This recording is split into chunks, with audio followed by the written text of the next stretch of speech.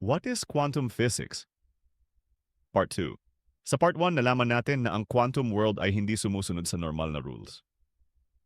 Particles pwedeng mawala, lumitaw at maging wave. Pero ngayon ang tanong, gaano kakaiba talaga ang quantum physics? Sagutin natin yan. Step 1. Particle o wave. Sa normal na mundo, simple lang.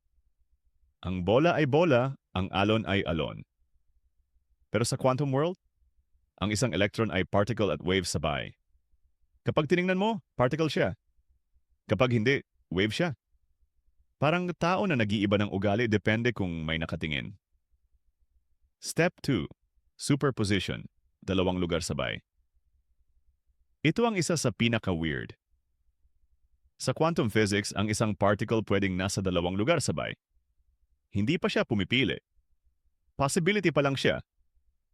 Pipili lang siya ng isang realidad kapag inobserbahan mo. Step 3. Observer effect. Ibig sabihin ba nito, binabago ng pagtingin mo ang reality? Yes. Sa quantum world, ang observer ay parte ng experiment. Hindi ka lang nanonood. Nakikialam ka. Reality changes when you measure it. Step 4. Uncertainty principle. Sabi ni Heisenberg, hindi mo pwedeng malaman ang position at speed ng particle ng sabay.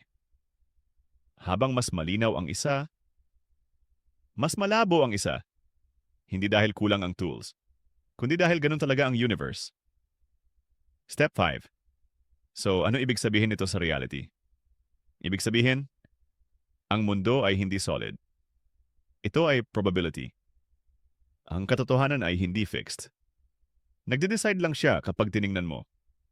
Kaya tanong ng mga scientist, ano ang tunay na reality? Ending of Part 3 teaser. At dito na pumapasok ang pinakamalupit na idea. Quantum entanglement. Dalawang particle kahit gaano kalayo. Magkaugnay pa rin. Sa Part 3, sasagutin natin ang tanong. May limit pa talaga ang distance? Follow para sa Part 3. Welcome deeper into the quantum world.